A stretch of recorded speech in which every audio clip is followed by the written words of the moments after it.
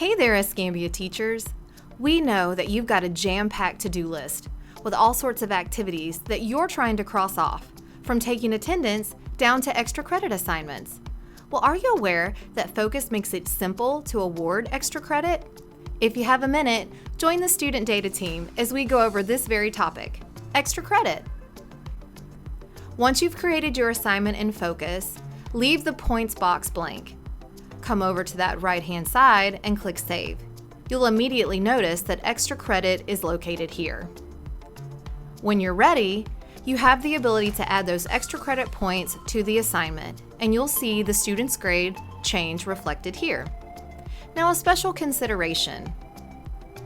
Drastic grade changes can occur when you're using that extra credit feature in Focus, so it's important to be mindful. Let me show you what I mean. In this example, I have an assignment that I did not intend to be extra credit, but I forgot to add my points. The system is going to change it to an extra credit assignment. As I go through and grade as I normally would, you're going to notice that those students' grades do take a drastic change. So it's important to pay attention to your assignments and then think about how many points to give for extra credit. Thanks so much for watching.